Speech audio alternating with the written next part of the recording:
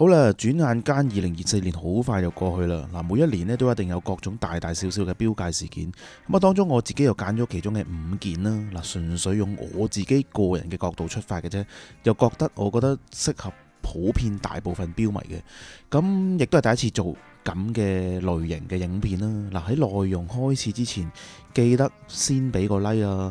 未訂閱嘅記得訂閱支持一下，因為呢類型嘅片呢，其實反而需要更加多嘅資料搜集嘅。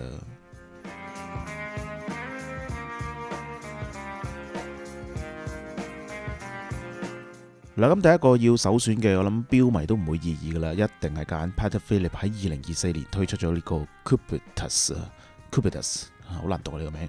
Nautilus 呢，其實就1976年啦，即係仲未夠40年，就竟然突發咁去推出咗呢個 Cubitus 嘅呢個系列，引起咗極大嘅迴響啊！嗱，好唔好嘅迴響呢？非常之兩極化，但係小弟個人嘅觀感就覺得呢，好似唔滿意嘅呢，就佔大多數嘅，包括我自己在內。雖然一開始呢就撩嘈嘅，咁但係慢慢呢就好似都唔係好認同呢一個系列咁。我諗比較多爭議性嘅呢，就係一個正方形嘅標項呢，以 PP 呢一個咁勁嘅名氣，點解唔出一個正方形嘅機芯呢？又真係抵鬧嘅呢一方面。咁啊 PP 似乎輕視咗標迷對呢個方形標嘅嗰份執着。方形嘅標都唔係睇正面噶啦，一定係睇佢嘅背面，就係希望有翻一個方形嘅機芯。因為標迷覺得呢個係一份誠意啊嘛，否則一隻方形嘅標呢就好似失去咗一個靈魂咁樣。加上我諗已經有太多好靚嘅方形嘅機芯呢，咁啊好難避免標迷真係會攞出嚟比較嘅。另外俾人嘅感覺就係一個技窮啦，即係俾人會覺得就係 Gel Genta 嘅一個 design 呢，好似隨便變咗個正方形咁。咁我諗 AP 啊 IWC 呢都唔敢咁瘋狂咁癲。PP 咁樣做呢，反而俾人有啲技窮嘅感覺，或者見 Nautilus 太過好賣啦，希望 duplicate 一個 winning 嘅 formula 出嚟。咁啊，大家又點樣睇呢？我自己覺得 PP 呢，可能為一啖氣呢，真係會幾年之後呢，再出一個方形嘅機芯俾呢一個 Cubitus 嘅呢個系列嘅，一洗翻標迷對佢哋嘅呢個控訴。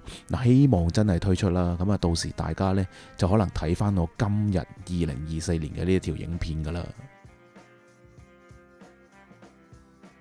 咁你至於呢一件事呢，我覺得就未必人人有留意嘅，亦都唔算太多 media 有太多嘅 coverage 啦。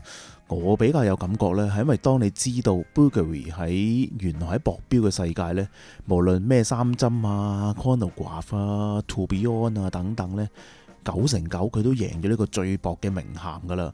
基本上呢都可以攞到嘅呢，佢都攞晒噶啦。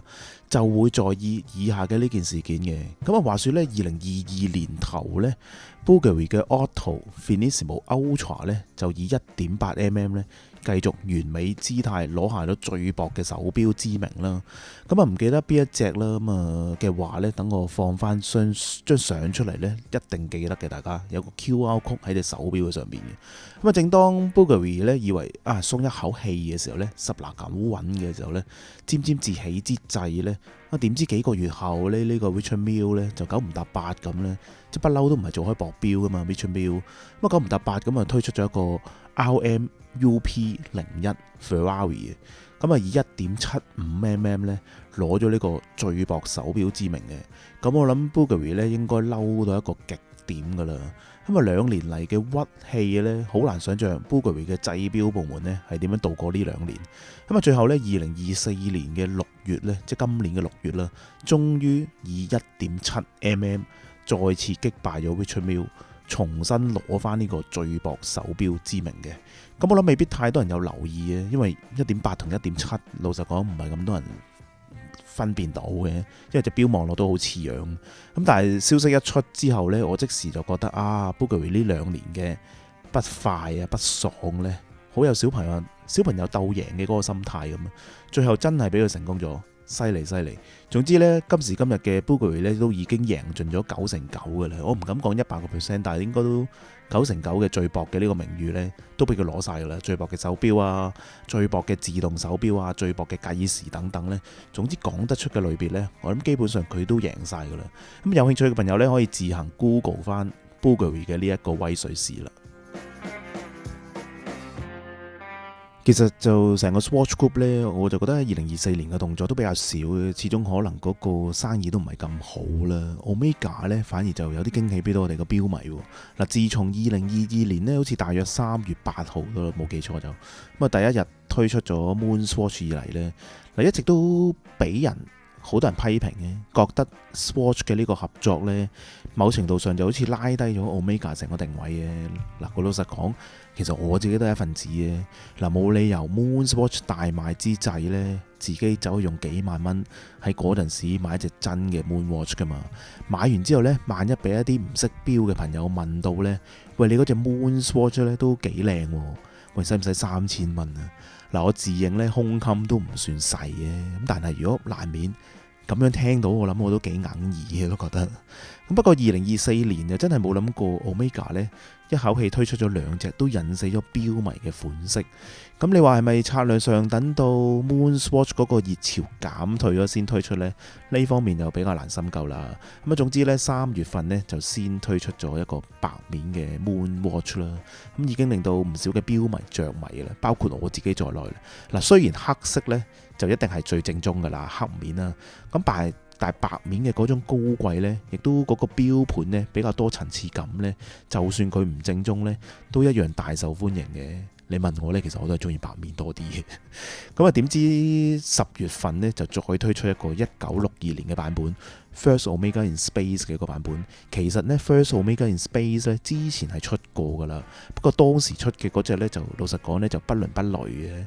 咁啊，新出嘅呢一隻呢，就更加忠於翻1959年嘅呢個原版。咁啊，最緊要呢個舊款嘅 Omega 嘅 logo 啦，立體嘅 Omega 呢個符號啦。咁另外一啲原本嘅特徵當然亦都有啦，例如仲未有 professional 嘅呢個字啦、墨底啦，加上冇呢個框 protector 啦。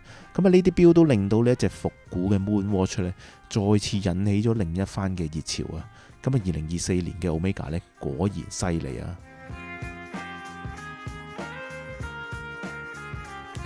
咁啊，眾所周知咧 Tudor 都係 Rolex 嘅探兵啦，一啲突破性嘅舉動咧，一交俾阿細佬阿 Tudor 去試晒佢。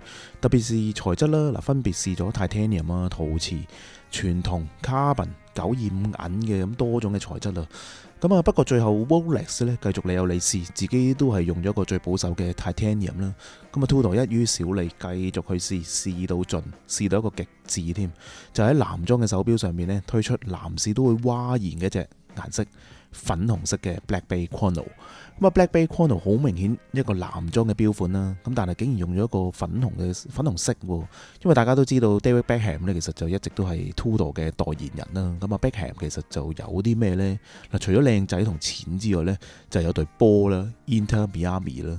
咁啊呢對波嘅其實一個大特色就係你可以見到一班男人啦，一班好健碩嘅男人啦，竟然着住粉紅色嘅衫、粉紅色嘅褲同粉紅色嘅襪，你話都幾搞笑呢對波。咁所以 Tudor 呢一隻粉紅色嘅 Black Bay Chrono 呢，咁啊完美無瑕咁配合咗呢個球隊，無限咁宣傳咗呢個球隊啦。咁對於唔知道呢件事件嘅朋友仔呢，可能單純咁以為Tudor 點解出咗隻粉紅色嘅錶呢？應該會非常之出奇。咁但係一推出之際呢，引起咗錶界熱烈嘅討論啦，炒價都曾經超過10萬蚊，原價好似4萬幾、5萬幾，我都唔係太記得添。嗱，你話值唔值得呢？就當然見仁見智啦。咁但係對於 Tudor 嚟講呢，對於 Beckham 嚟講呢，對呢個 Inter Miami 嚟講呢，已經賺咗無限嘅免費宣傳啦。今日 Beckham 似乎做生意呢，犀利過佢踢波，我覺得。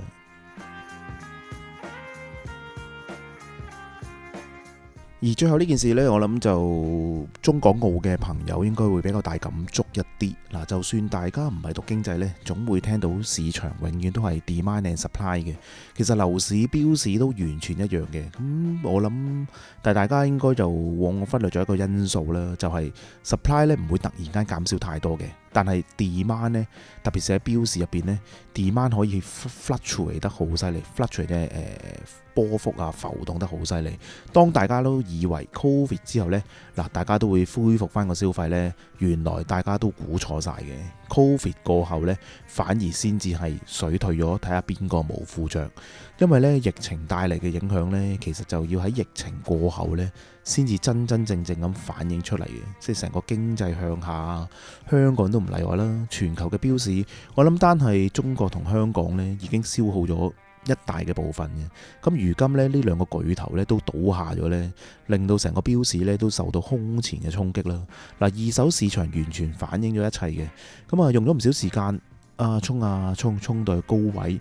咁但係一兩年之間呢，回落咗接近一半㗎啦，已經。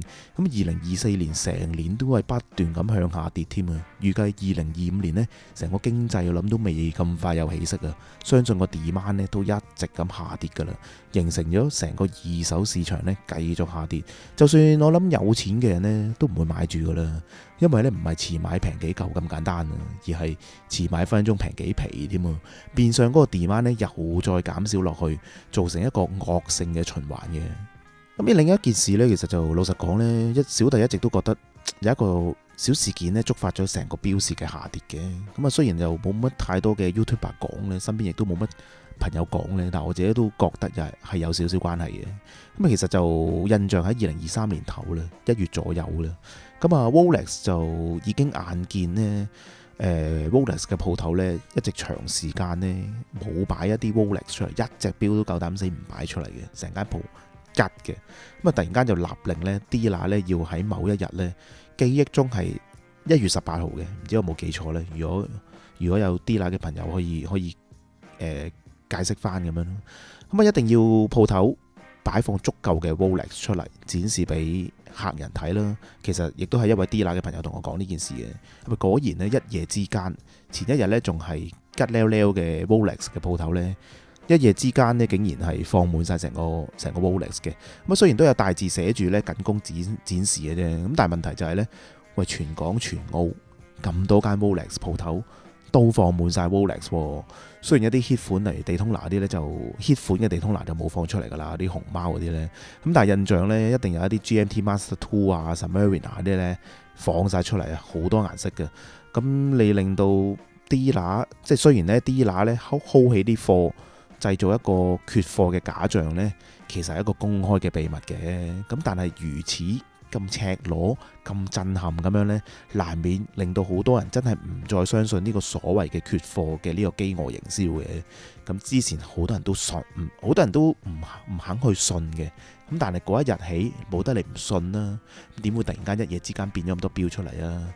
咁啊，從嗰段時間開始呢，咁我完全感受到呢 Rolex 呢即刻明顯跌價啦。咁我自問呢，就真係你問我呢，我打死都覺得係同呢件事件有關㗎啦。因為真係喂，我排咗咁耐隊，你一直都話我缺貨，一年都翻唔到幾隻。喂，突然間同我講一夜之間10隻8隻擺晒出嚟，仲要唔係一間鋪頭喎，係港澳區全部鋪頭喎。咁所以你今時今日去到 Rolex 呢，仲係有標擺出嚟㗎。咁我諗一定係有關係㗎啦，呢件事件。好啦，咁以上就係我挑選出嚟2024年嘅一啲大事嘅回顧啦。咁啊，歡迎大家喺留言區發表一下你覺得嘅2024年有咩大事啊，標界嘅大事啊。中意呢條影片嘅話呢，記得 like 同埋訂閱支持下我哋啊，我先至更有動力喺2025年繼續為大家帶嚟唔同嘅資訊嘅。我哋下一集再見啦，我都係時候又放一放假啦。下一條片喺2025年見啦，拜拜。